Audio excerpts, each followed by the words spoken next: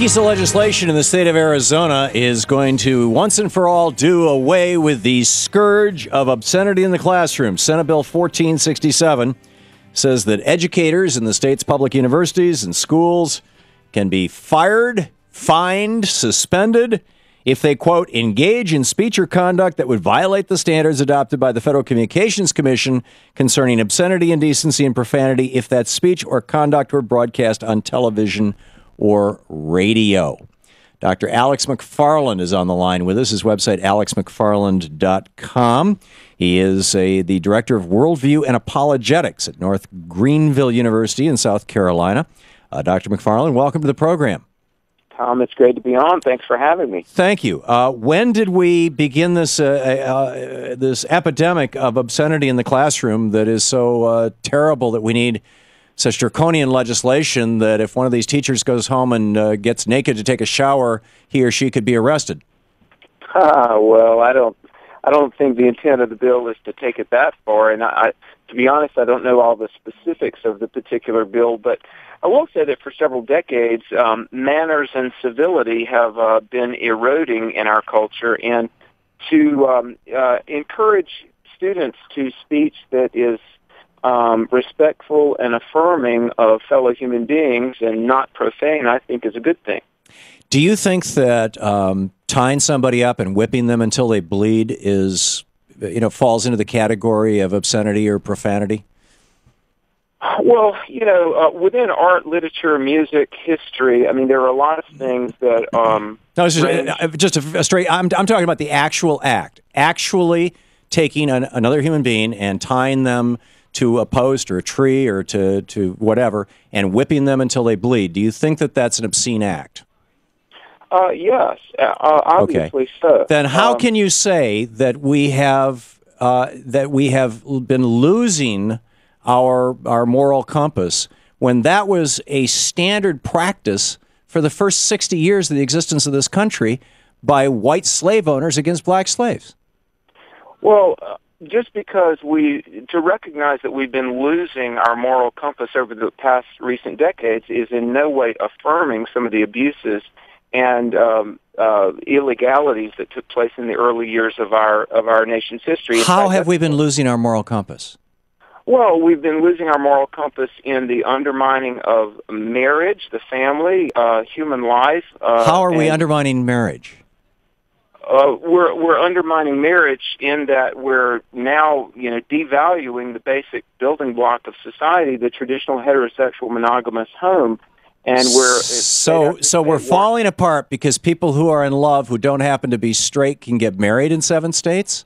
Okay, are you seriously saying that? What we're going to do, we're going to take one question at a time. Back to the original question of how we are losing our moral compass. Think about this. It's common now in our culture to go to the store and hear young people using the F-bomb, to see on primetime television things that just a decade and a half, 20 years ago would have been unthinkable. On Modern television. Family, just a week before last, they had a 3 or 4 year old girl using the F word on Modern Family. And we have become desensitized. And let me say this, our first president, George Washington, wrote a book on manners and civility, and here's what he had people that he hired who whipped his slaves. I wouldn't be quoting him if I were you. And I would submit to you, you would do well. You would do well to look to and affirm the accomplishments in life of George Washington, our first president, because Washington said the following. Washington said that, look, we're made in God's image. Because you're made in God's image, you have inherent worth and value and dignity. And when I treat you, unless you're a slave, and dignity, Washington, by the way, was one of the people, he did not believe in slavery. He owned slaves to the day he died. George Washington owned slaves. He was a Virginia plantation owner. He would not have been able to run the thing without slaves. And thank God for the Republican Party that eventually issued the Emancipation Proclamation and got rid of slavery. But our founding fathers, including you're trying to make this a partisan issue, including is that thank God for the Republican Party that actively opposed the civil rights legislation of the 1960s?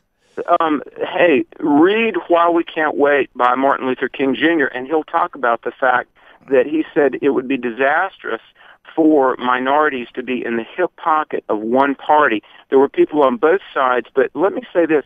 The abolishment of slavery was led by the Republican Party, not the Democratic Party. No, you're absolutely right. The Republican Party was the Republican Party in its early years was a very progressive party, and it stayed that way until the 1870s, and then it got in the bag with the railroads, and the Republican Party ever since then has basically been the party of wealth and privilege in this country. Now, Tom, you know better than that. That is so simplistic and so reductionistic to simply say that the conservatives are in the hip pocket of big business. You know better than that. Okay, I'll give you. They're not. There are no billionaires sponsoring any of these Republican candidates. Okay, fine. We need to look at that. The Judeo-Christian worldview that our founding fathers had. Why? That people are made in God's image. Our founding fathers didn't say that.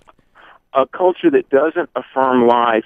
And let me say that just even the respectfulness to let me finish a sentence. I appreciate being on. I really do. But you could be respectful and not try to filibuster me.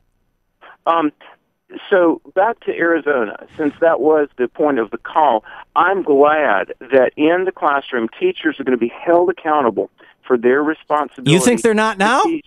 To teach. Let me say this: teachers have a moral standard to present to their students that which is affirming, that which is respectful. So you don't believe in local control of school districts. You don't believe that the local school board or the local principal, who are answerable to the local community and the local parents who show up and join the PTA and things like that, that they should have a say in the teachers. You think that the state government should, and probably ultimately the federal government. You're one of these big nanny state guys, huh? Oh, not at all, not at all. Then why do you want the government at the largest government possible inside that classroom rather than the local government? Because teachers need to be held accountable locally, and at the state level, they need to be held accountable by the people who pay their salary. So we need a big government to be looking into the classroom. Yeah, we need the to state. enforce these Judeo-Christian standards. For 5 years, so I know all about compliance issues and regulation. And so what we need to teach our students is discernment. I mean, obviously, some of the great literature in world history and in our own national history contains things that are profane. But what we need to do is teach discernment and teach kids that scatological language and language that denigrates people is while we recognize it occurs, it's not appropriate. And teachers need to be role models. You think kids don't know that? Pardon? You think kids don't know that? And if they don't, isn't that an issue of parenting? Well, it's an issue of parenting, but it's also an issue of in the classroom that our kids need to be taught what is part of the American worldview, that there is a God and we're made in God's image. That is not. Please name any place in our founding documents where it says that we're made in God's image. Yes, all persons are endowed by their Creator, capital C, with certain inalienable rights, life, liberty, the pursuit of happiness. Right. Franklin and Jefferson talked about natural law, self-evident truth. In fact, when Thomas Jefferson wrote the Declaration of Independence, he wrote about nature's God. John Adams scratched that out and said the Christian God. You can see the original drafts. Thomas Jefferson went back in, scratched out Christian God, and said no, nature's God. He was a deist. He wasn't a Christian. He rewrote the New Testament. It's still in print. He implemented a statewide day of prayer. Hey, this is great. AlexMcFarland.com is the website. Alex, thanks for being with us. It's great, Tom. I'll come back anytime. Okay. This is the Thom Hartmann Program. Amazing. Well, it's interesting chasing logic around, like Mitt Romney's dog on the roof. There goes the dictionary.